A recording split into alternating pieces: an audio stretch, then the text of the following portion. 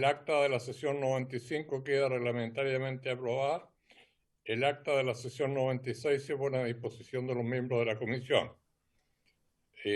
La señora secretaria me informa que no hay cuenta. Se ofrece la palabra sobre temas varios. Yo tengo refrendar una consulta con usted. El senador Girardi me ha estado insistiendo durante el día para que pudiéramos resolver el tema de la comisión mixta sobre neuroderecho a la brevedad, y él propuso mañana o pasado o durante la semana distrital, pero yo entiendo que hay algunos miembros de esa comisión, como José Miguel, que no tiene posibilidades, y por tanto yo le voy a decir al senador que tenemos que dejarla para para la semana siguiente a la semana digital. Sí, sí, José Miguel. No sé si, pero termine primero, presidente. Yo estaba viendo después de que sobre el punto, después que usted termine. No, no te comprendí bien. Que termine usted la idea nomás, señor presidente. Yo sobre el punto hablo después que usted termine. Quizás lo interrumpí, no sé. No, no, yo había Ah, terminado, digamos. ya. Después de la ronda de consulta, eh, en una comisión mixta es importante que estén todos los miembros representantes de la Cámara y no que falte uno o dos. Así Yo, yo, que le he transmitido al senador que desgraciadamente no es posible. Claro, yo le agradezco mucho, presidente. Yo creo que uno siempre puede hacer un esfuerzo, sin lugar a dudas, pero entendiendo en que tenemos esta ventana que espero que sea muy larga en términos de contagio, para mí es fundamental estar en mi distrito y con mi gente. Y yo creo que el trabajo parlamentario, en el caso de una comisión mixta, se debe dar de acuerdo a los tiempos que tengan efectivamente todos los parlamentarios, pero no solamente en mi caso o por nombre y apellido, sino que en términos de Cámara y Senado. Yo creo que en ese sentido el Senado y la Cámara deben coincidir en una semana que sea de tipo legislativa y ahí deberíamos, creo yo, nosotros trabajar en conjunto. Pero se da el caso, y no es por pelar, pero se da el caso que en general todo se amolda muy bien a lo que es el Senado y yo creo que en esta oportunidad nosotros debemos enfocarnos en nuestra semana distrital con nuestros distritos, con nuestra gente y la subsiguiente que es para los dos lados igual semana de tipo legislativa. Yo creo que ahí 100% a disposición el día que usted estime conveniente y ahí usted fíjela, señor presidente, y yo me allano al día que usted estime. Eso, señor presidente, gracias. Muy bien, así lo haremos y pasaríamos al tema que nos convoca.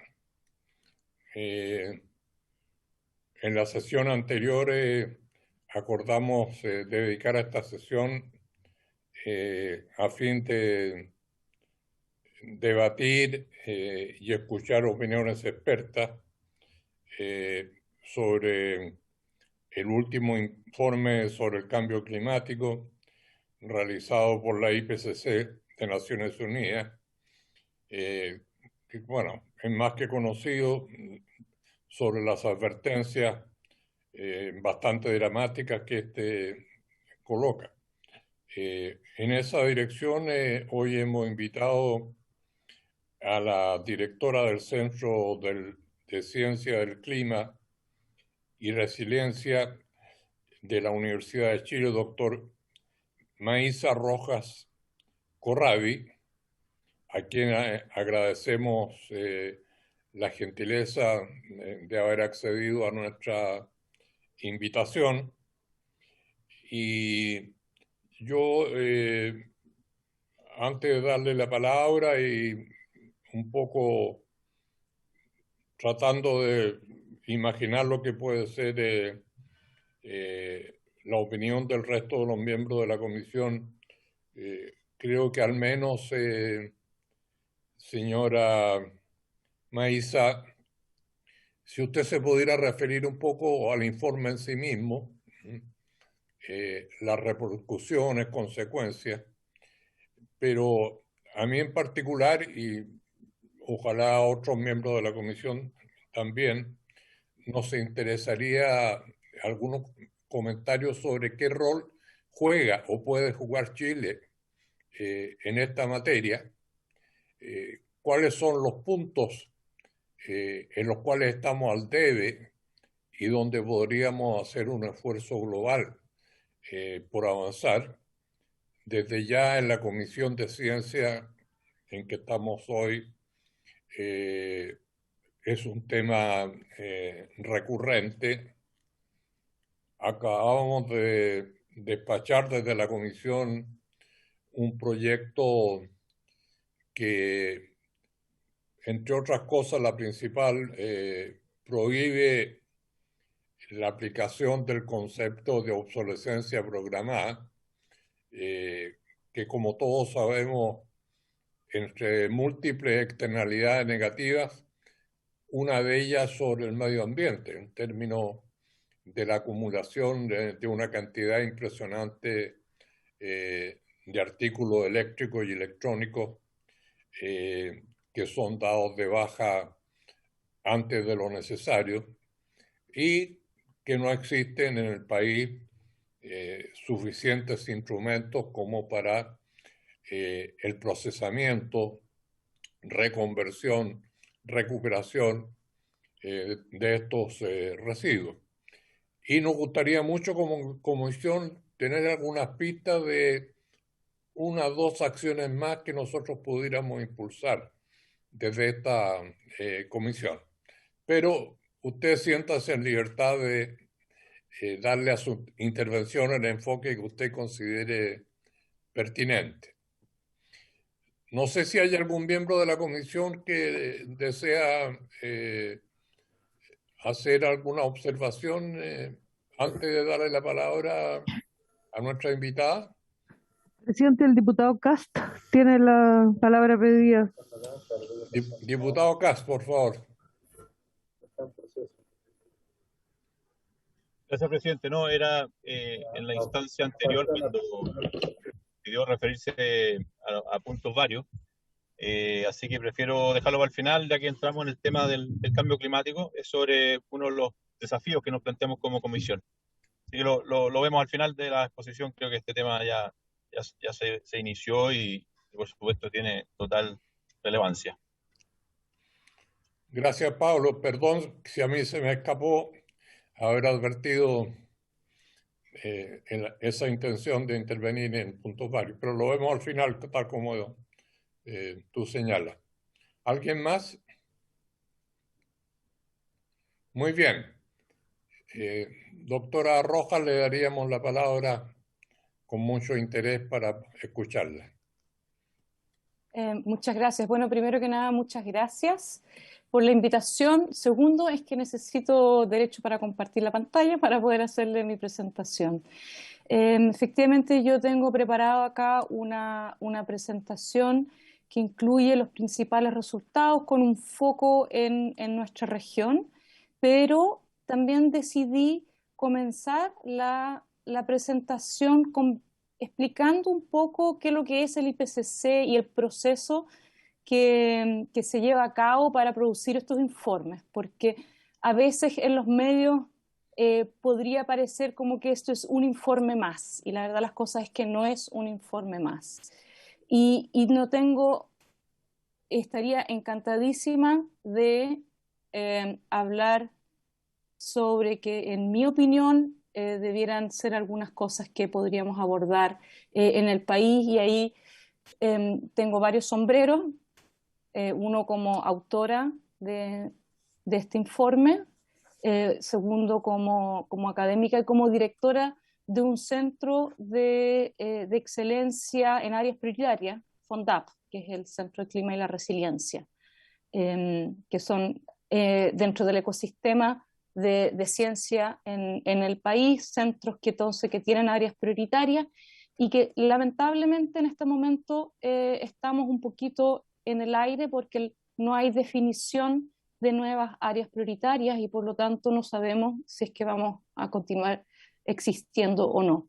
Y por último, yo también sigo siendo coordinadora del comité científico, ese comité científico que se creó en el 2019 durante la presidencia de la COP, pero que en estos momentos ya se ha institucionalizado dentro del Ministerio de Ciencia para apoyar y acompañar al país en todos los temas que tienen relación con cambio climático, así que por ahí también puedo complementar. ¿Está Así lista que, la pantalla? sí, ¿y la ven bien? Sí, perfecto. Perfecto, ya, entonces voy a comenzar. Entonces, el panel intergubernamental de cambio climático fue creado en el año 98 y fíjense que precede a la Convención Marco. Esa Convención Marco cuya presidencia Chile tuvo durante el año 2019 y bueno, de hecho continúa teniendo, es el IPCC que lo precede. Fue creado por la Organización Mundial de Meteorología, por el PNUD y por la Asamblea General. Tiene el objetivo, tiene el mandato de realizar evaluaciones integrales del estado del conocimiento científico, técnico y socioeconómico sobre el cambio climático, sus causas, sus posibles repercusiones y también sus estrategias de respuesta. El informe, el IPCC no hace ciencia, hace evaluación de ciencia publicada por la comunidad científica, ¿ya? Eso es muy importante. El mandato es de producir informes que sean relevantes para los tomadores de decisión, pero deben ser neutrales y nunca deben ser prescriptivos. En ese sentido, un informe del IPCC nunca va a tener recomendaciones, porque eso sería prescriptivo, ¿okay? Bastante distinto al rol que a veces los científicos jugamos en la agenda nacional. Entonces, estos informes se publican como cada 6, 7 años. El quinto informe se publicó entre el año 2013 y 2014, y estamos ahora en el 6º ciclo y que se acaba de publicar, como ustedes ya bien saben. Y tiene 3 grupos de trabajo y es el grupo de trabajo 1 el que acaba de publicar su informe. Quizás también debiera decir de que el trabajo de los autores de los contribuyentes y los editores, esto es voluntario, digámoslo así, lo hacemos fuera de nuestro horario laboral, aunque evidentemente involucra un trabajo de 3 años que involucra una cantidad muy, muy importante de tiempo. Ahora, en estos 30 años de trabajo del IPCC, y no les voy a explicar toda esta figura, pero ha habido un desarrollo y un afinamiento del trabajo del IPCC que lo ha llevado a ser, es el ejemplo de interfaz ciencia política a nivel internacional a seguir. Yo creo que no existe otro organismo ni otro proceso que tenga este nivel de legitimidad. Porque hace una evaluación exhaustiva y como dije, por ejemplo, en este caso nos demoramos 3 años. Cada hallazgo que aparece en un informe, estamos hablando de un informe que tiene como 4.000 páginas, se basa en una evaluación exhaustiva tanto de la evidencia existente como del acuerdo entre la evidencia. Y para eso ha desarrollado una cosa que se llama el lenguaje de incertidumbre calibrado, el Calibrated Uncertainty Language. O sea, y aquí está explicado cómo es este proceso. No voy a entrar en detalle, pero solamente quiero decir que entonces es el informe, es el más completo, el más exhaustivo, y que tiene este proceso de múltiples revisiones y que finalmente se destila en un documento que se llama el Summary for Policymakers, o sea, cada informe tiene este resumen, que es un documento que tiene 20 páginas, y es el que les voy a presentar, que es aprobado línea por línea entre los autores y los gobiernos que conforman el panel. Así que es una coproducción finalmente este documento final. Así es que cuando se aprueba palabra por palabra, los países aprueban y de esa manera adoptan el informe. ¿Okay? Así que esto también es bien importante porque aquí realmente los 195 países están detrás de cada palabra que sale en este informe. En este resumen para tomar decisiones. Ok, entonces con esa introducción les cuento que para este trabajo revisamos más de 14.000 publicaciones científicas. Fuimos 234 autores de 65 países. Somos 2 autoras chilenas en este grupo de trabajo. Laura Gallardo, que también es de mi departamento, que es autora del capítulo 6, que es un capítulo nuevo, y yo que fui coordinadora del capítulo 1. Como les dije, este es un proceso de múltiples revisiones y en ese proceso nosotros recibimos 78.000 comentarios y cada uno de esos comentarios se responde por escrito. Si quisieran pueden pedir los Excel de todos estos 78.000 comentarios y ver qué es lo que respondimos a cada uno de esos comentarios. Ok, vamos entonces a los mensajes centrales de este informe. Los cambios recientes que estamos observando son generalizados, muchos de ellos están ocurriendo de manera rápida, muchos son cada vez más intensos y estos cambios, algunos no tienen precedente en 100 años, en miles de años y en cientos de miles de años.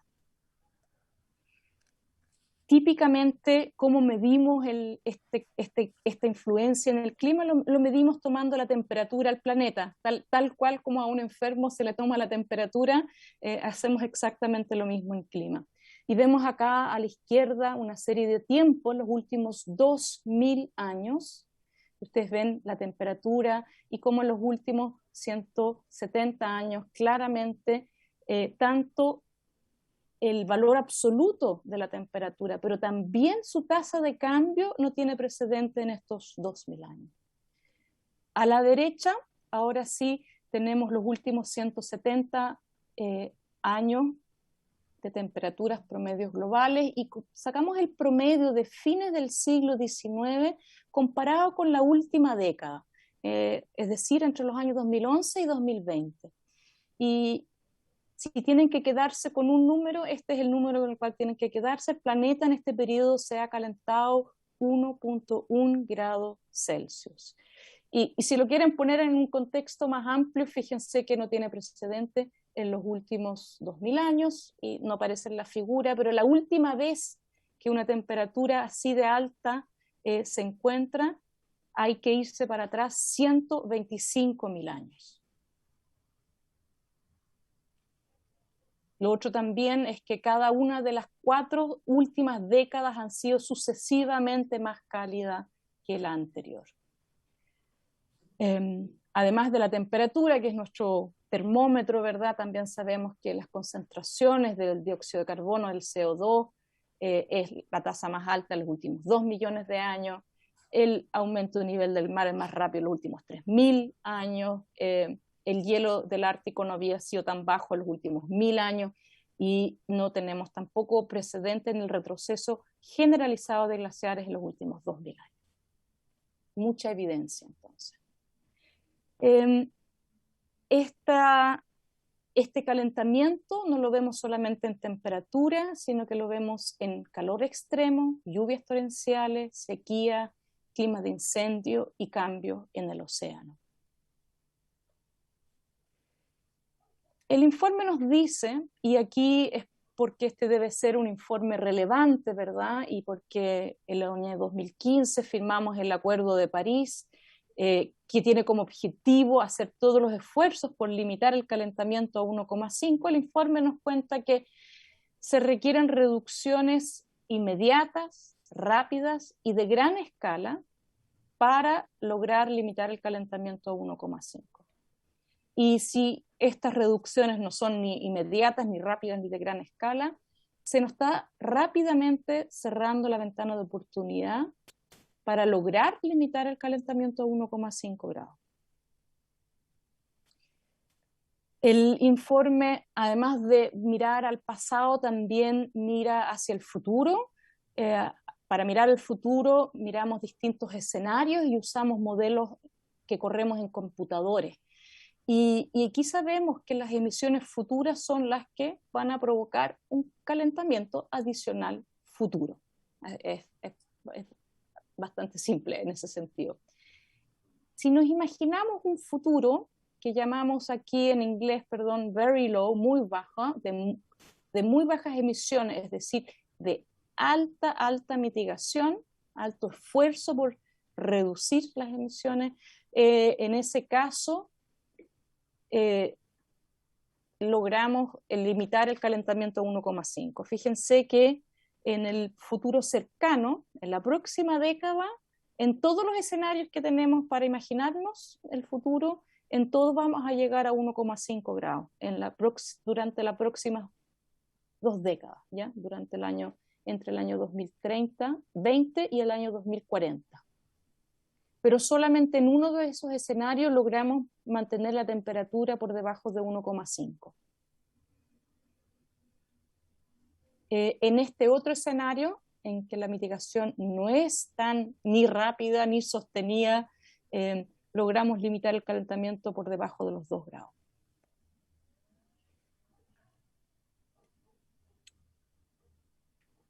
El patrón de calentamiento, y no solamente de calentamiento, es muy parecido. Y lo que va ocurriendo en la medida que el planeta se calienta, simplemente es que el mismo patrón se va intensificando, ¿ya? Estos colores cada vez más oscuros significan un planeta cada vez más cálido, temperatura estamos viendo acá. Así es que el patrón es el mismo, solamente se intensifica en la medida que el planeta se sigue calentando. Es indiscutible que las actividades humanas están causando el cambio climático. Es indiscutible, es innegable, es un hecho, es irrefutable, pónganle el adjetivo que ustedes quieran, pero todo ese calentamiento que hemos observado es producto de acción humana. Y no solamente el calentamiento, sino que también tenemos evidencia de que la acción humana está haciendo estos eventos extremos, tales como las olas de calor, las lluvias, las sequías, que éstas sean más frecuentes y más severas. Una novedad importante del informe es que hace un estudio mucho más exhaustivo a nivel regional. Y recuerden que esto es un informe global, así que estas regiones siguen siendo relativamente grandes. Y hemos traducido estas regiones, estas 45 regiones, en esta representación de hexágonos. Espero que logren ver que esos hexágonos siguen siendo un mapa del mundo. Y lo que la figura número 3 de este informe nos muestra es que este cambio climático está afectando a todas las regiones habitadas del mundo. Y lo muestra la figura para 3 tipos de extremos. Los extremos cálidos, pensemos en olas de calor. Y lo que muestra esta figura son 2 cosas. El color indica el cambio en las olas de calor, ¿ya? La tendencia, rojo acá significa aumento, es decir, los extremos cálidos o las olas de calor están aumentando. El color entonces indica el cambio, y los puntitos que aparecen ahí indican la contribución humana, es decir, esto es una manera técnica de decir que es el ser humano que está, no se podrían explicar lo que estamos observando sin acción humana, que es atribución. Y bueno, fíjense que en todas las regiones, salvo esta región, South America, que es la Patagonia chilena y parte de la Patagonia argentina, en prácticamente todas las regiones del mundo han aumentado los extremos. Y los podemos atribuir a actividad humana. El otro ejemplo que aparece acá es la precipitación extrema diaria. Aquí la figura ya es un poquito más, tiene un poquito más de diferencia, no vemos así que todo el planeta está mostrando lo mismo. Esto es relativamente normal porque para medir precipitación extrema yo necesito datos horarios de precipitación. Y aquí uno podría decir inmediatamente de qué es lo que uno quisiera tener. Entonces uno quisiera poder observar precipitación horaria. Y esa es una de las falencias que tenemos en Chile. Yo creo que ahí se puede mejorar bastante, es en medir este tipo de variables. Tenemos, en general, la precipitación se mide la acumulada al día y después se promedia como precipitación mensual, pero tenemos pero guardar los datos de precipitación horaria es bien importante, pero es difícil de hacer y se hace poco en Chile. Así que ahí tenemos, por ejemplo, algo que se podría mejorar en colaboración con el Ministerio de Ciencia.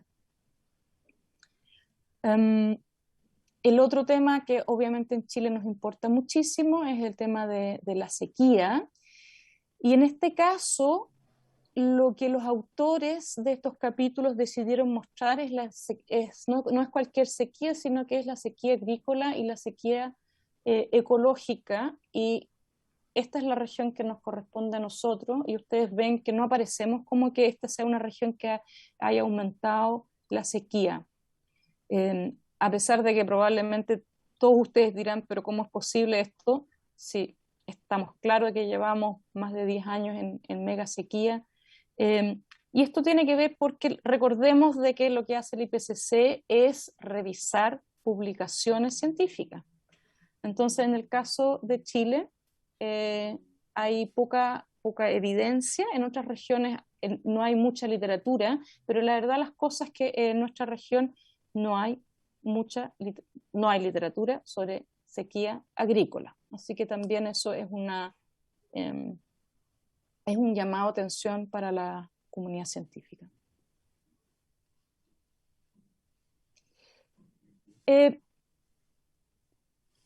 Otro tema, otra novedad de este informe es que los grupos de autores de las distintas regiones armaron estos fact sheets. Son 2 páginas con los resúmenes más importantes para para una región. En el caso nosotros aparecemos en la región Centro y Sudamérica. Y por ejemplo, ahí está, esa es nuestra región. En nuestro caso podemos decir que se observan, han aumentado la frecuencia e intensidad de extremos cálidos, es decir, olas de calor. Se han amplificado las sequías intensas, han sido más frecuentes. Cuando hablamos de sequías a secas, efectivamente ahí sí tenemos alta confianza de que eso es lo que ha ocurrido. Aumentará la ocurrencia de combinación de condiciones cálidas, séquidas y ventosas, que son las que conducen a incendios forestales. Y esto tampoco debiera ser ninguna novedad para nosotros, ¿verdad? Sabemos hace tiempo ya de que eso es el caso. Recordemos nomás los mega incendios del 2017. Aprovecho de mencionarles también, por si no lo conocen, el CR2 durante más de 2 años trabajó en un informe a la Nación sobre incendios forestales, diagnóstico, tendencia, que fue publicado en enero del 2020. Así que hay un informe completo sobre qué sabemos de incendios forestales. Y lo otro que también sabemos es sobre la pérdida de los glaciares y el descongelamiento del permafrost, que eso va a continuar. Cuando uno se va a los detalles del informe, uno se da cuenta que, sobre todo comparado con el hemisferio norte, en general el hemisferio sur, más particularmente Sudamérica, y uno puede ir a Chile también, hay pocos datos. Para poder hacer estas evaluaciones se requieren datos, se requieren observaciones, se requiere monitoreo. Y por eso es una buena noticia de que el Ministerio de Ciencia haya anunciado que va a coordinar un observatorio de cambio climático. Creo que es muy relevante, es muy importante. En algún momento uno quisiera que fuese eso, así como la NOAA en Estados Unidos, una gran institución con muchísimo financiamiento, con financiamiento público por mucho tiempo, porque obviamente que estas estaciones de monitoreo, para poder monitorear, uno requiere mirarlo en el largo plazo. Cambio climático, para entenderlo, uno requiere el largo plazo para mirarlo. Aprovecho de comentarles también de que justamente ayer el CR2, junto con una institución en Mendoza, lanzaron un observatorio de nieve en los Andes para una buena parte de la cordillera, desde, si no me equivoco, los 18 grados sur a los 37 grados sur. Es un observatorio que lo que hace es recoger datos satelitales, es decir, datos que existen, pero los pone en una plataforma que sea fácil de visualizar. Así que esperamos que eso también vaya a ser una contribución importante. En el caso de la Patagonia, ahí está la región de Patagonia, que es básicamente Magallanes y un poco la Patagonia argentina. Tenemos proyecciones de aumento en la intensidad y en la frecuencia de lluvias extremas y en inundaciones, y también un aumento en la sequía, ambas cosas al mismo tiempo. Por último, no sé si por último, pero otro de las novedades de este informe es que tiene un atlas interactivo, es una plataforma donde uno puede sacar datos tanto de las proyecciones futuras, pero también de datos observacionales para distintas regiones.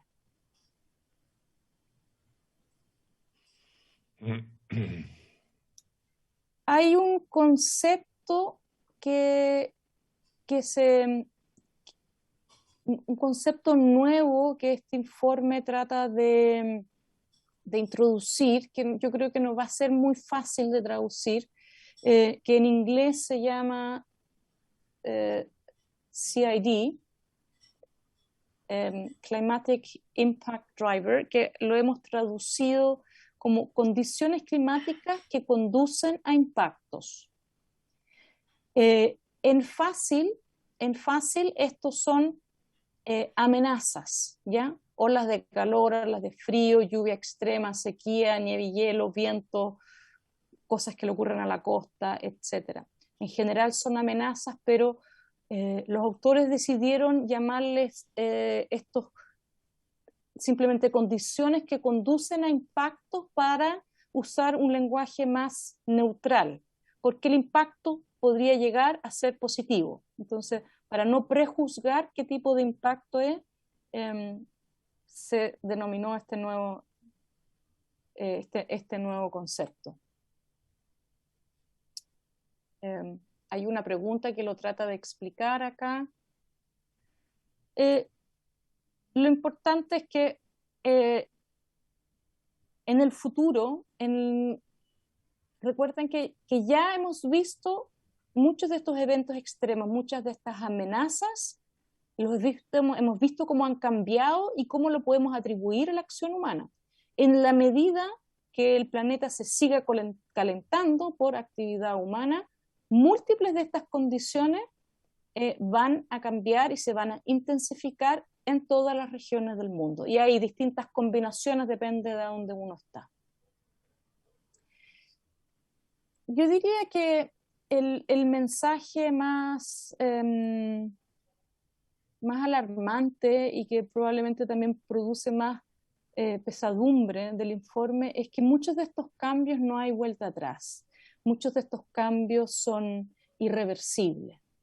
En el caso de los glaciares y la pérdida del hielo marino, van a continuar por muchas décadas, pero después sí podrían parar, pero el derretimiento de las capas de hielo como de Groenlandia y de Antártica van a continuar por miles de años, ¿ya? Entonces, glaciares y hielo marino es irreversible en unas cuantas décadas, pero después se pueden limitar si logramos limitar el cambio climático. El océano va a sufrir también por cientos de años cambio en su acidificación, y eso tiene obviamente consecuencias sobre toda la vida en el océano. Y el aumento del nivel del mar va a continuar no solamente por nuestra vida y este siglo, sino por miles de años en el futuro. Y esto es probablemente uno de los impactos más importantes porque una cantidad muy importante de población humana vive cercano a la costa. Muchas veces estas costas son muy planas, en el caso sobre todo de los pequeños estados isla, y por lo tanto este efecto del cambio climático no solamente es una amenaza actual a su vida, sino que es más allá de eso, podría llegar a desaparecer. Entonces, algunos cambios pueden desacelerarse, otros pueden limitarse si logramos limitar el calentamiento. Para limitar el calentamiento son necesarias reducciones fuertes, rápidas y sostenidas de CO2 sobre todo, pero también de metano. ¿Okay?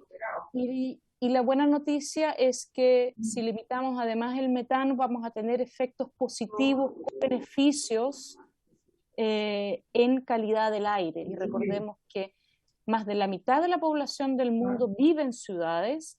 Muchas de estas ciudades son muy contaminadas, como es el caso de todas las ciudades de Santiago hacia el sur en nuestro país. Y bueno, la noticia de cómo entonces limitamos el calentamiento viene de acá, de este conocimiento, de saber que cada tonelada de emisiones de CO2 suma al calentamiento. Cada tonelada que quemamos y que entra a la atmósfera suma al calentamiento. Pero, y con esto sí termino, Jaime, tienes abierto un micrófono que está sonando. El clima que experimentaremos de aquí en adelante depende de nuestras decisiones hoy. Con esto termino. Gracias. Muchas gracias, Maísa,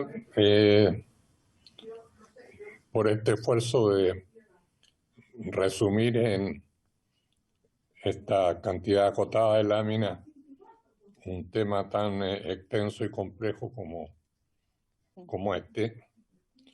Y bueno, seguramente va a haber varias preguntas, comentarios por la relevancia del tema.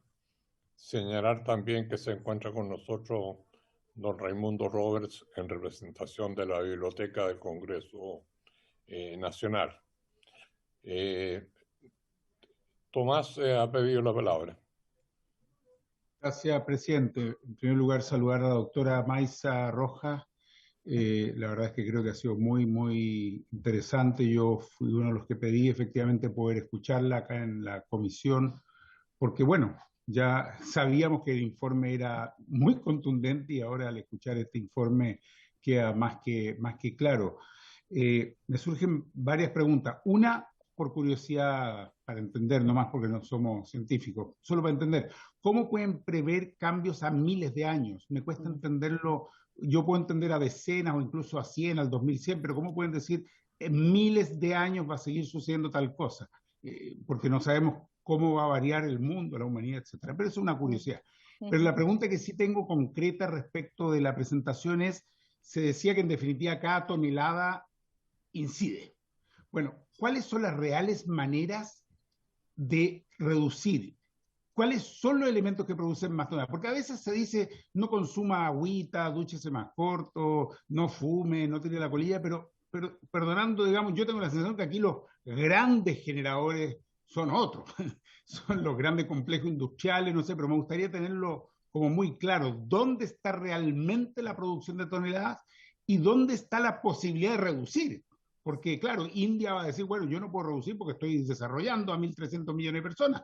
¿Dónde está realmente el core donde se puede reducir esas miles o millones de toneladas que se están produciendo? Esa es mi pregunta fundamental, que tiene que ver con dónde está el problema y las posibles reducciones de esa tonelada. Gracias, doctora.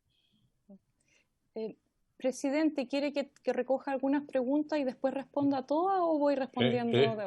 Exacto, es mejor recoger las preguntas. Ya, yo las porque anoto, sí. Pueden estar relacionadas unas con otras, entonces Sigue ofrecida la palabra. El diputado Morán, presidente. Diputado Morán, por favor. Gracias, presidente. De hecho, adhiero a la pregunta de Tomás. Iba en la misma línea. Además, agradecerle, doctora Maísa Rojas, la verdad es que muy interesante la conversación. Aprovechar de agregar una consulta más a lo que preguntaba Tomás. A mí me tiene muy preocupado en mi distrito, por ejemplo, me toca mucho, tengo decretos de escasez hídrica en 2 de las 8 comunas, distritos de la región metropolitana, y hay una comuna donde se vive todo lo contrario, tiene 16.000 filtraciones de agua, por lo tanto el agua está corriendo por las calles, es algo de lo que la autoridad se está haciendo cargo, pero hay un tema de sequía que lo estamos viviendo, que tiene mucho que ver con lo que estábamos conversando, y a mí me gustaría saber qué hechos específicos, qué cambios específicos, porque comparto mucho que tenemos que hacer un cambio de paradigma para poder combatir todo o buscarle alguna solución a este problema. Pero qué temas específicos, culturales, podrían hacer ciertos cambios. Y en ese sentido, irme a una pregunta mucho más específica. Estaba leyendo recién, hace un rato atrás, una columna de un doctor de Arizona que decía que, por ejemplo, en el tema urbano, que es lo que a mí me complica ahora respecto a mi distrito, el peor enemigo del agua es el pasto. ¿Cree usted que, por ejemplo, poner limitaciones a la plantación de pasto en lugares urbanos podrían ayudar, contundentemente ayudar a una solución respecto a la sequía que estamos teniendo hoy día en la región metropolitana, que antes uno la veía más hacia el norte y cada vez está más en el centro y podría seguir avanzando? Esa es una pregunta un poco más específica. Muchas gracias.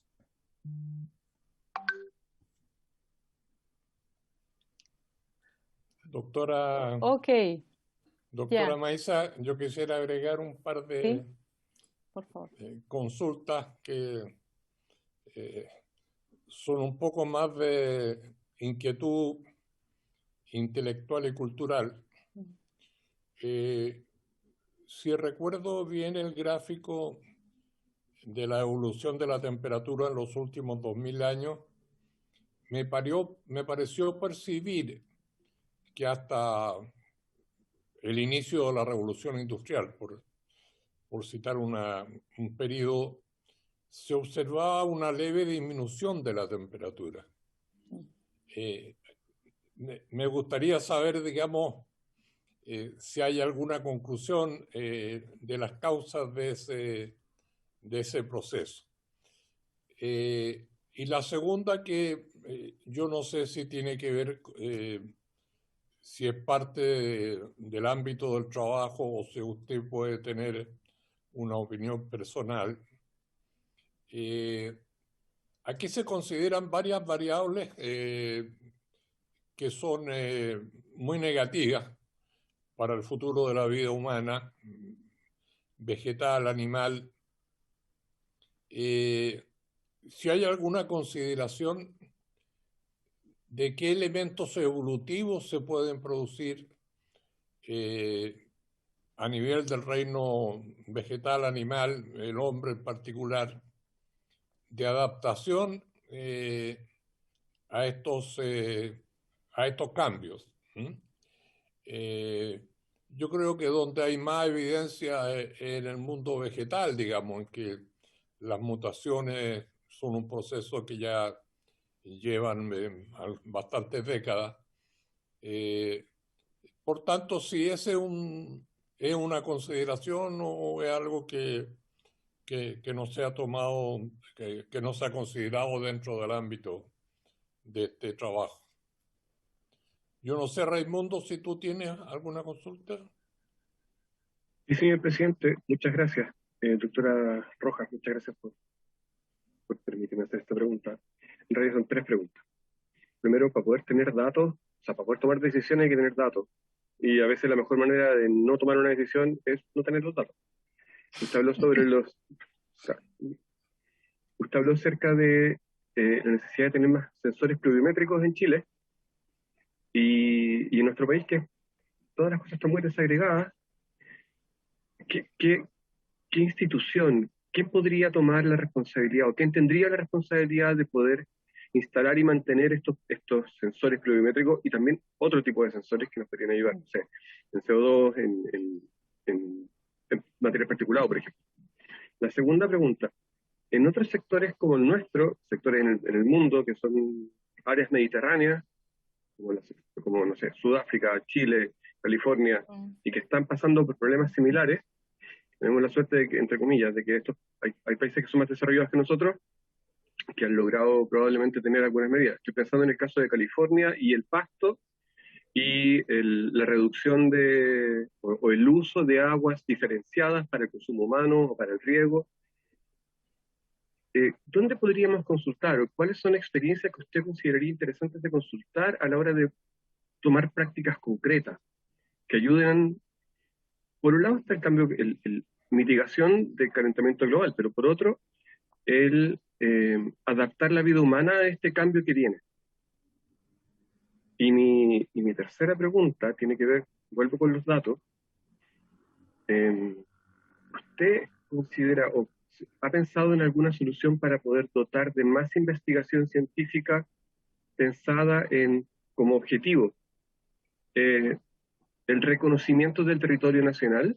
Más que las publicaciones que se publican en el primer quintil, en las grandes revistas científicas, o de alto valor de factor de impacto, a donde este tipo de investigaciones no están dirigidas,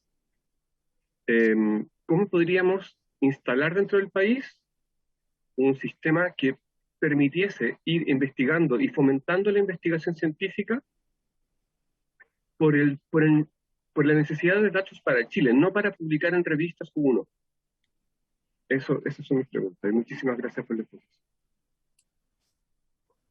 Ya, muchas gracias por todas las preguntas. A ver, voy a ir por las preguntas más científicas primero, porque no lo dije, pero yo la verdad las cosas es que soy paleoclimatóloga. Yo estudio el clima del pasado, así es que me encanta la pregunta, obviamente, sobre los últimos 2000 años.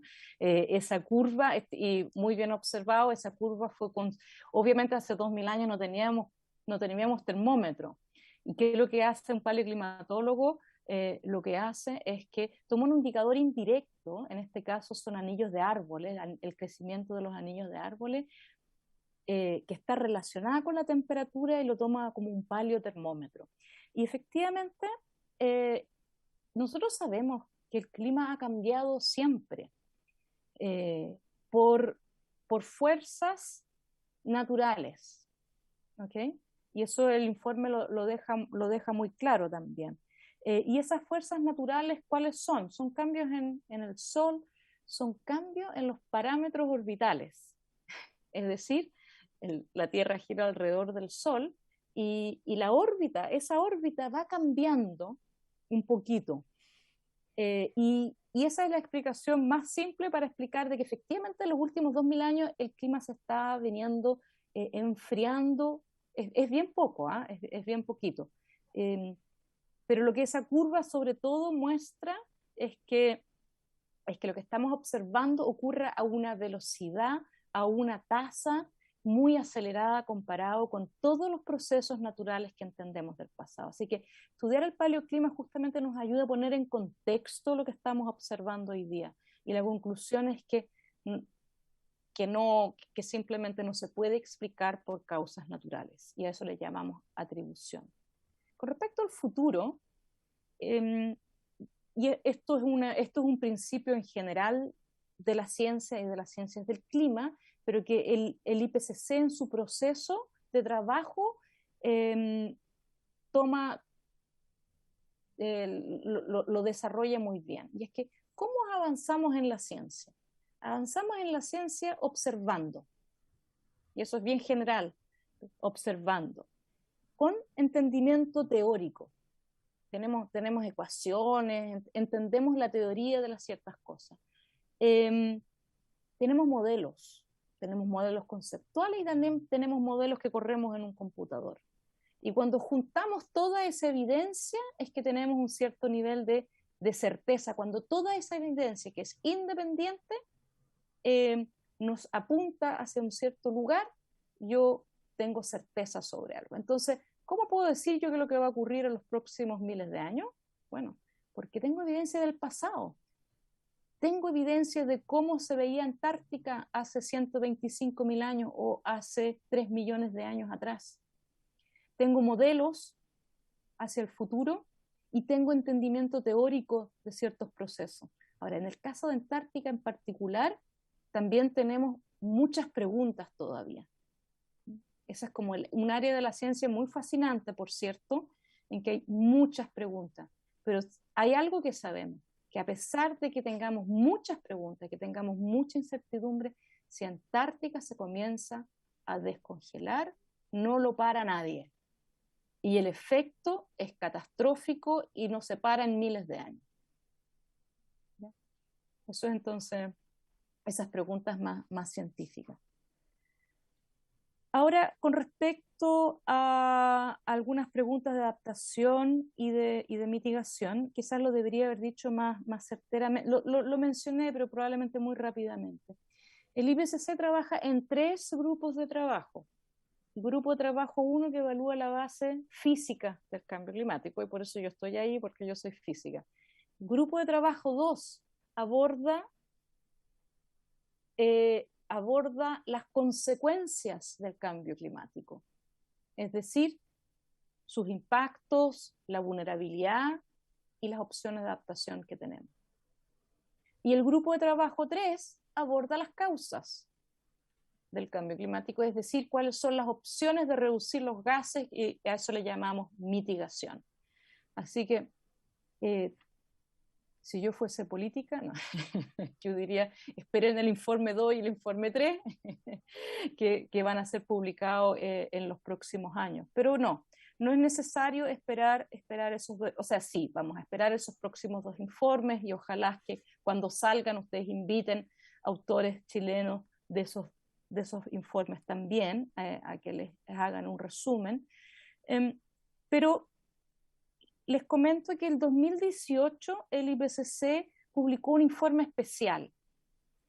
El informe especial de calentamiento de 1,5 grados, que no, en mi opinión, pero no solamente en mi opinión, es por lejos el informe más influyente del IPCC, porque tiene una historia, una génesis bien especial, y es que fueron los mismos países que le pidieron al IPCC ese informe, porque cuando se firma el 2015 el Acuerdo de París dice que tiene como objetivo limitar el calentamiento muy por debajo de los 2 grados y hacer todos los esfuerzos posibles por limitarlo a 1,5. Y acto seguido los países le piden al IPCC, díganos qué significa esto de 1,5. Entonces el IPCC se va para la casa y escribe un informe sobre una pregunta muy, muy específica. Y la respuesta ahí de cómo lo hacemos es, bueno, todos los países del mundo tienen que llegar a ser carbono neutrales al año 2050. Esto lo publica en octubre del 2018, y fíjense que en abril o en mayo del 2019, o sea, 6 meses después nomás, Chile toma el compromiso de carbono neutralidad. Así es que, como en todos estos problemas complejos, la solución va a requerir una coordinación de todo el mundo, sabiendo obviamente que los grandes emisores aquí son China en primer lugar, Estados Unidos en segundo lugar, Unión Europea en tercer lugar, y así. Efectivamente Chile es muy pequeño, pero piensen que la gran mayoría de los países son muy pequeños, y la suma de estos muy pequeños es más que Europa, así es que tenemos que hacer nuestra parte. En el caso de Chile, y esto es más o menos también refleja la realidad mundial, es el sector energía el mayor culpable. ¿Cómo producimos la energía? La buena noticia ahí es que entonces gran parte de la pega la va a hacer la transición energética, es decir, cuando dejemos de quemar petróleo, diésel, gas, carbón para producir energía, y produzcamos esa misma energía con sol, con viento, con geotermia, con maremotriz, etcétera, vamos a resolver una parte muy importante del problema. Así que hay una parte que que esta transición energética que ya está ocurriendo, en la cual Chile tiene ventaja y donde hay una política de varios años ya, y que además es una política de largo plazo, ¿verdad? Que aplaudimos mucho. Así que, ¿qué podemos hacer? Yo creo que el otro que debiera decir es que lamentablemente aquí no hay una bala de plata. Aquí, o sea, quizás si esta conversación la hubiésemos tenido hace 20 años atrás, uno diría hagamos una cosa nomás y con eso vamos a solucionar. Pero en estos momentos, con este nivel de urgencia, con este nivel de impactos que ya estamos viviendo, se nos está acabando el tiempo y aquí vamos a tener que hacer todo al mismo tiempo. Y eso va a ser muy difícil. El informe especial de 1,5 dice que esto es factible de hacer, pero va a requerir cambios sin precedentes en la historia de la humanidad. En muy poco tiempo vamos a tener que cambiarlo todo. Pero yo creo que, o sea, estoy seguro que se puede hacer, que hay factibilidad geofísica, tecnológica, económica, institucional. Yo diría que también se recomienda ahí tener una ley, por ejemplo, está en discusión. La ley, yo sé que pronto va a llegar a la Cámara de Diputados. Yo creo que es urgente tener esa ley porque hasta ahora todo lo que está haciendo Chile es política pública, es de buena voluntad. Pero con la ley todos estos compromisos se van a hacer vinculantes. Vamos a tener responsables para implementar todo esto y hacerlo rápido. Pero obviamente requiere mucho consenso y acuerdo, porque para cambios rápidos eso es necesario. Ahora, con respecto a la adaptación, yo creo que es importante entonces darse cuenta que aquí vamos a tener que hacer ambas cosas. Hay que reducir muy rápido las emisiones porque esa es la única manera de limitar las consecuencias del cambio climático. Pero dado que ya tenemos consecuencias, hay que adaptarse. Y en el caso de Chile y de la región centro-sur del país, es evidente que nuestra mayor vulnerabilidad es la falta de agua, y eso va a requerir cambios estructurales. Si eso significa cambios en normas o de qué tipo de plantas se deben preferir, muy probablemente. Deberían haber probablemente, yo me imagino que eso se hace más bien con ordenanzas municipales, de qué tipo de vegetación tener que sea más resistente a la sequía y que requieran de menos riego, sin duda. Otras prácticas de adaptación, si hay ejemplos, efectivamente todas las regiones de clima mediterráneo están teniendo estos problemas. Yo creo que siempre hace bien mirar qué es lo que están haciendo otros países, pero en particular, porque la adaptación es local, es muy importante entender el problema desde los territorios de manera particular. Así que yo en ese sentido soy más partidaria de generar conocimiento local. El Comité Científico de Cambio Climático que se creó en 2019 y que todavía existe, y que a propósito también es parte del articulado de la Ley de Cambio Climático, tiene una mesa de agua a cargo de la investigadora de la Universidad de Concepción, Alejandra Ster, que publicó varios informes sobre qué es lo que hacer con el tema del agua. Yo creo que la verdad las cosas es que sabemos hace muchos años ya que lo que estamos discutiendo y pensando, hay que cambiar las cosas a nivel institucional, hay que tomar decisiones a nivel de cuenca, etcétera. Esa es una transformación importante y grande que tiene que ocurrir y no fácil. Esa es una de las cosas difíciles. La parte energética yo diría que es más fácil, pero esta es un poco más difícil. Y cómo incentivar investigación con esto, es como lo que yo llamo y como bien público. Y aquí yo creo que yo mencionaba de que Chile tiene un cierto ecosistema de centros de investigación. Los centros permiten hacer ciencia más allá de la investigación individual de una académica o un académico, así que son importantes, son muy importantes catalizadores. Y existen los centros regionales que tienen una vocación de preguntas en su región. Yo creo que eso es muy importante de hacer porque Chile es tan diverso que nadie desde Santiago podría arrojarse la posibilidad de tener respuestas a todos los temas para todas las regiones. Existen centros basales en los cuales, que es de ciencia un poco más aplicada, en que la academia se junta con el sector privado para ciertos tipos de preguntas. Están los institutos milenios, que son más bien centros de excelencia por curiosidad nomás. Yo creo que eso va a seguir siendo importante porque uno nunca sabe a dónde la curiosidad uno lo va a llevar. Y por último, y yo creo que aquí juegan un rol muy importante, y por eso yo les mencioné que me parece que es crítico de que se le dé un cierto nivel de certeza de qué es lo que se está pensando, son los centros FONDAP en áreas prioritarias. Es decir, Chile se sienta, se piensa, es decir, cuáles son las áreas que son importantes para el desarrollo del país, y ahí voy a enfocar, voy a financiar ese tipo.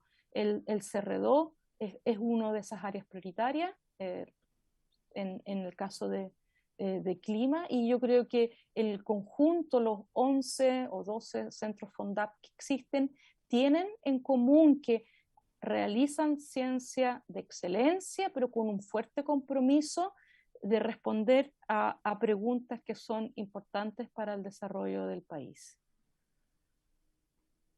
Creo que con eso respondí todas las preguntas. No sé si... Yo quisiera,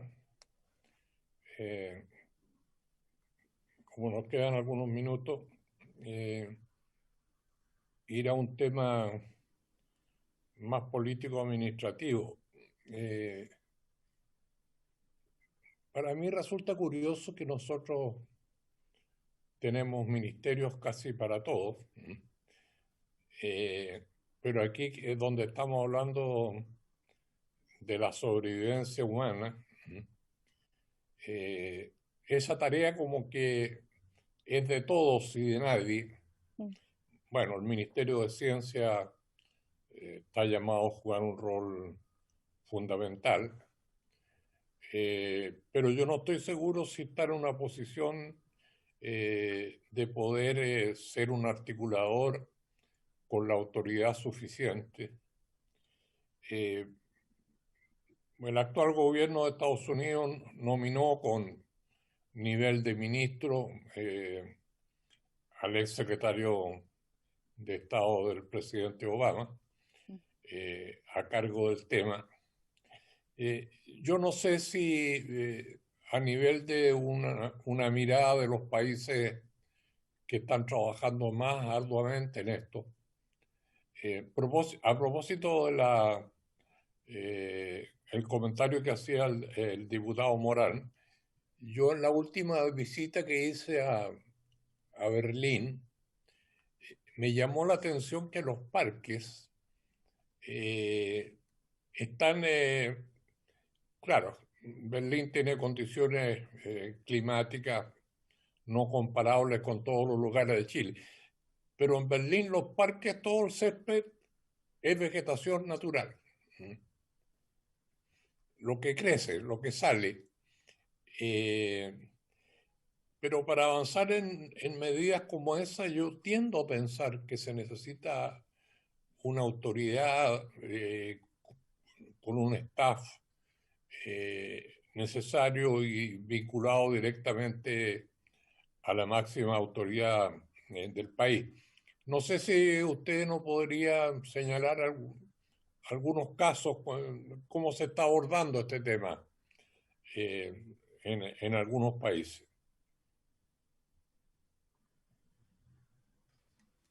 Ya, la verdad las cosas es que no tengo como la visión comparada del mundo. Lo que sí sé es que efectivamente hay países que tienen ministerios de cambio climático, o Ministerio de Medio Ambiente y Cambio Climático, o Francia tiene un ministerio de transición, no, o España de transición ecológica. Así que efectivamente se ha creado en muchos países una institucionalidad acorde con el tamaño del problema. Usted lo describió muy bien, esto es un problema de todos, pero y de nadie.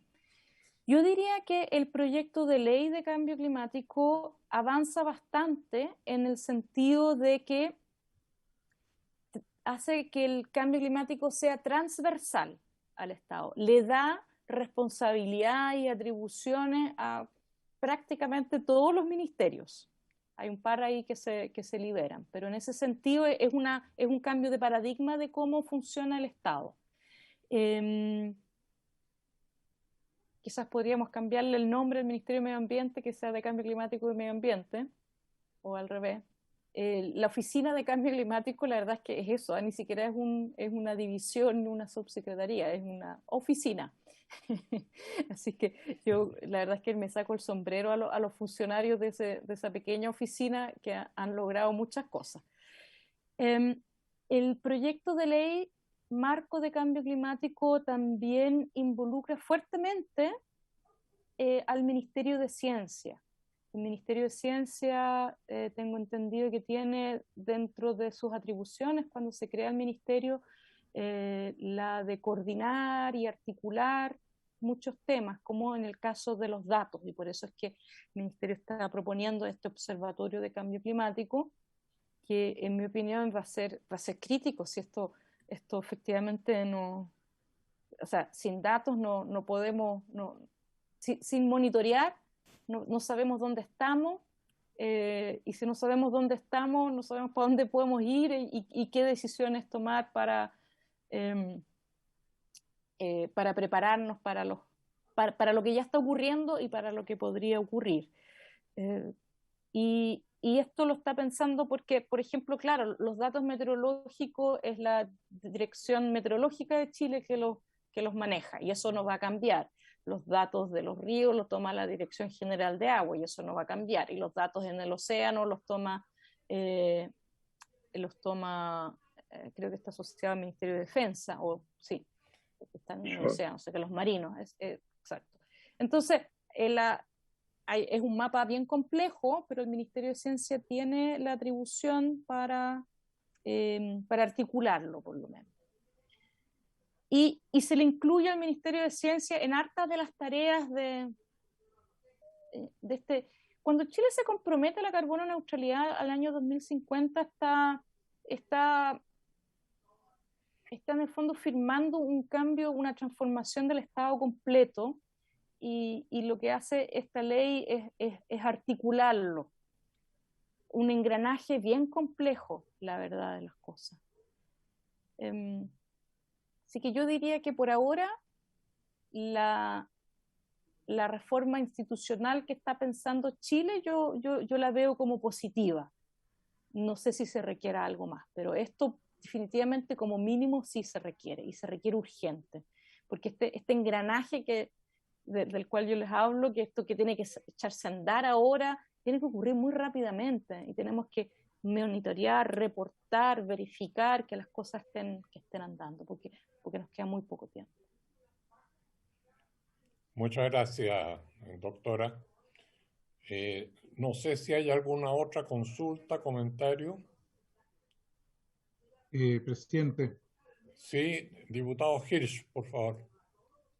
Más que consulta, dado lo contundente del informe, yo creo que puede ser importante si como Comisión de Ciencia, Innovación y Desarrollo oficiamos al gobierno respecto de la preocupación que tenemos y el interés por saber cómo se ha tomado, cómo se ha recibido este informe, cuáles son las primeras evaluaciones que hace el gobierno y a partir de las conclusiones, y cuáles son las medidas que ya tiene contemplado tomar a partir de la información contenida en este, valga la redundancia, completo informe.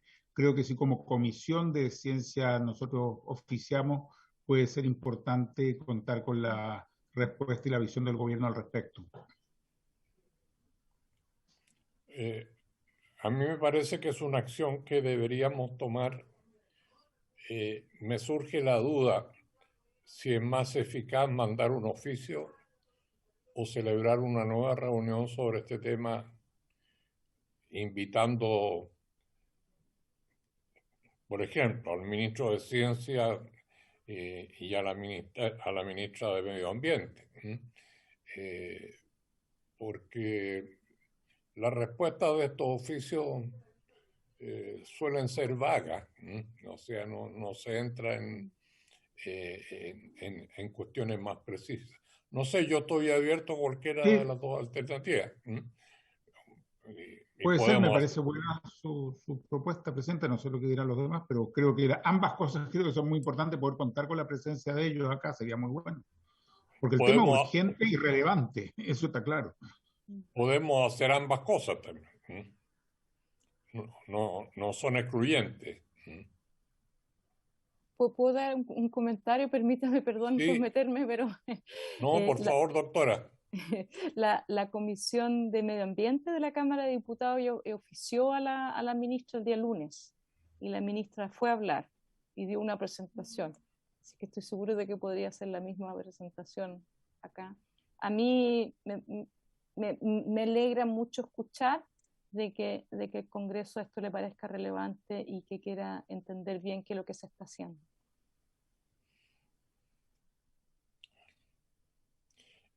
Bueno, compartir con los miembros de la comisión que yo, en conversación con Raimundo Robert, le pedí que hiciera un ejercicio de, si es que es posible, ¿no? Identificar 2 o 3 iniciativas que nosotros pudiéramos impulsar desde esta comisión. Cuestiones concretas, así como, gracias a la inquietud de algunos miembros de esta comisión, se impulsó el proyecto que prohíbe la obsolescencia programada. Pudiéramos identificar algunas acciones similares en el contexto de que, como muy bien decía la doctora Rojas, esta es la suma de muchas acciones, y uno tiene que evitar decir, bueno, yo frente a esto, ¿qué puedo hacer? Es un problema tan grande, tan vasto, tan complejo y yo creo que muchas acciones van contribuyendo a crear una cultura sobre este tema. Pero eso lo podremos ver después, cuando Raimundo nos diga si ha llegado a algunas conclusiones, que no es obligatorio, Raimundo, o sea, es un ejercicio posible. De manera que acordaríamos el oficio y acordaríamos invitar a ambos ministros y ministras a una próxima sesión. Diputado Cast. Gracias, presidente. Bueno, agradecer sin duda a Maisa por la exposición. Yo, presidente, quisiera quizá incorporar también una variable dentro de lo que podríamos analizar como comisión, y que creo que a veces me parece muy concreto y necesario que nuestro esfuerzo y nuestro enfoque sea hacernos cargo de aquellas cosas donde desde el nivel nacional podemos intervenir de forma más directa, en términos legislativos, generación de conciencia y todas las herramientas que tengamos. Sin duda también la dimensión del contexto económico internacional va a ser sin duda, creo que es hoy día uno de los factores más relevantes. de esta evolución del cambio climático.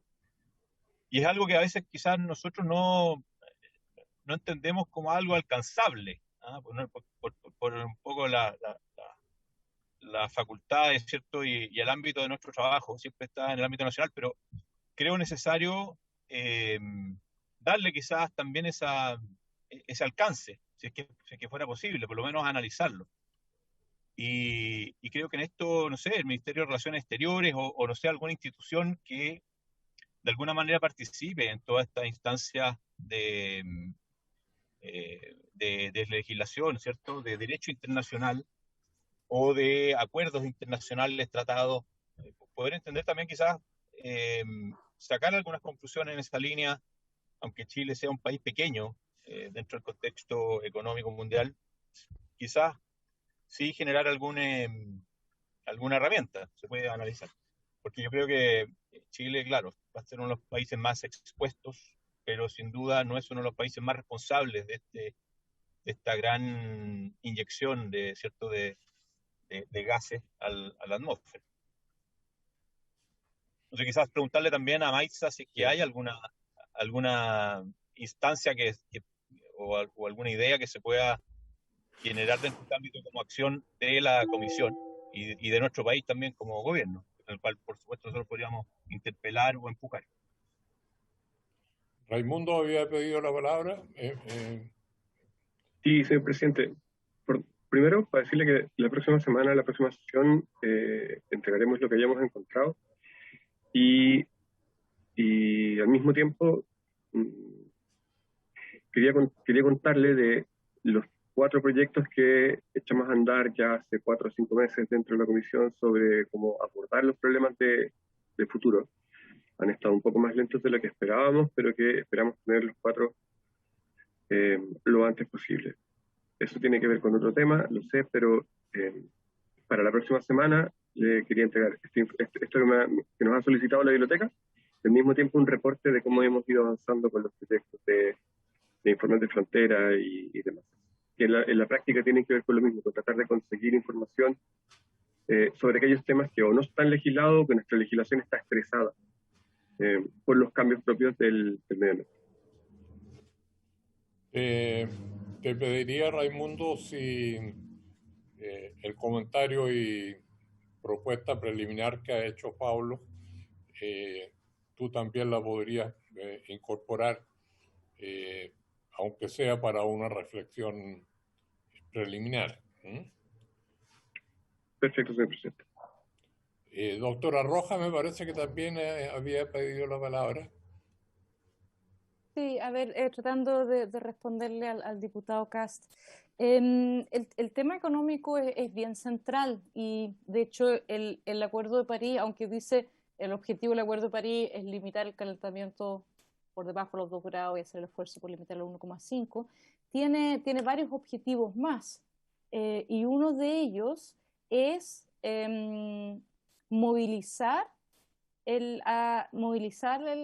alinear los flujos financieros para la acción climática. O sea, está claro que toda esta transformación se tiene que hacer alineando los flujos financieros. O sea, no podemos seguir teniendo una economía y un mundo financiero que esté desconectado con esto. Hay que dejar o sea, las empresas que viven del petróleo van a dejar de vivir del petróleo, etcétera, etcétera, etcétera. Hay que incluir los riesgos financieros y ahí hay hartas cosas que también han ocurrido. Yo creo que la misma ministra del Medio Ambiente, si ustedes le dicen que quieren escuchar algo de eso, les puede hacer un buen resumen. La buena noticia es que se trabaja de la mano con el Ministerio de Hacienda. Yo diría que en general en todo este tema hay una muy buena relación entre el Ministerio de Medio Ambiente y el de Energía, que ya históricamente ya lleva varios gobiernos ya pensando en el futuro. La incorporación del Ministerio de Ciencia, que yo diría que dentro de sus misiones es pensar en el futuro, entonces queda bien alineado. El resto del Estado tiende a pensar un poco menos en el futuro, diría yo. un poco más de corto plazo, y eso obviamente que complejiza un poco esto, porque esto efectivamente, aquí hay que pensar en el año 2050 para saber dónde quiero llegar, pero tengo que tomar acciones ahora. Y esas acciones entonces tienen que estar alineadas, o por lo menos no deben ir en contra para que yo no logre eso. Entonces, requiere de una manera de pensar un poco distinta, y como les decía, yo creo que ahí el Ministerio de Ciencia tiene un rol fundamental porque tiene la capacidad de pensar en el futuro. Yo agregaría, doctora, y el comentario lo hago a título personal, que el ámbito político es muy importante en esta materia y esta preocupación no está entre sus prioridades. Así que yo creo que ahí también hay que hacer un esfuerzo en el cual podemos contribuir todos nosotros, digamos. Yo creo que nadie puede lanzar la primera piedra. Y ahí hay un déficit que a mi juicio es significativo. Presidente. Sí, Pablo. Sí.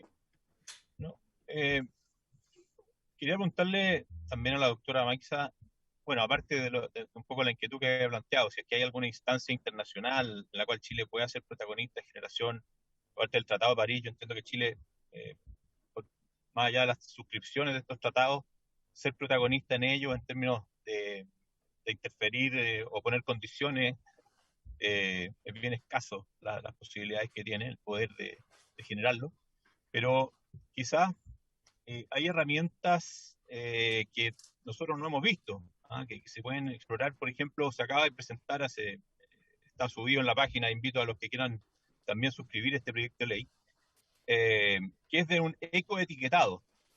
En Chile se está proponiendo esta idea, una moción presentada por el diputado Francisco Undurraga, de generar un ecoetiquetado de tal forma que todos los productos que se consuman en Chile, nacional, de producción nacional e internacional, vengan, por ejemplo, con un ecoetiquetado de tal forma que los mismos consumidores también en algún momento sean protagonistas de ir generando aguas arriba una fuerza que permita también hacer cambios, marcar una diferencia.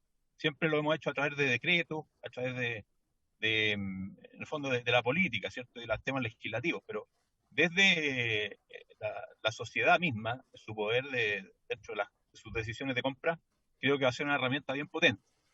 Pero quizá a nivel internacional existen algunas mociones de este tipo que podamos también explorar para generar una masa crítica. Yo insisto que Chile, yo creo que ha sido uno de los principales tomadores de conciencia, pero ser protagonista en esta necesidad de que las grandes potencias se sumen, creo que también tenemos que buscar ahí algún mecanismo. Muy bien, Pablo, muchas gracias. Bueno, si no hubiera más intervenciones, acordaríamos invitar para 15 días más a ambos ministros. Yo te rogaría, Soledad, me imagino que tomaste nota, y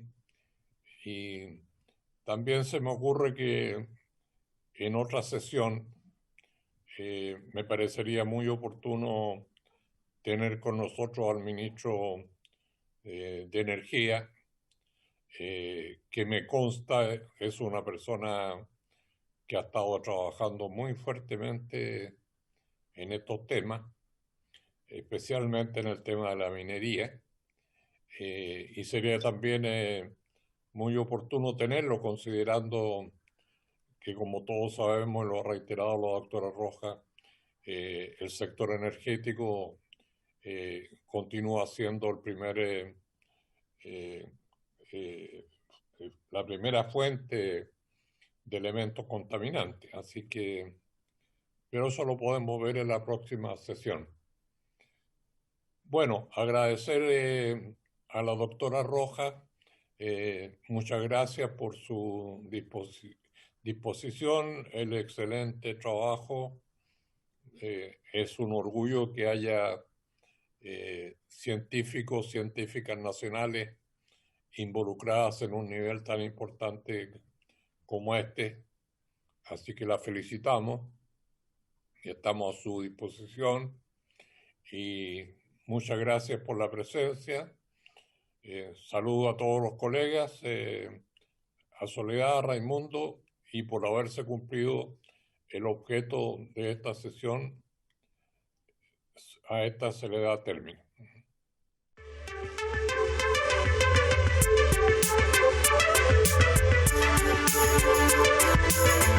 Thank you.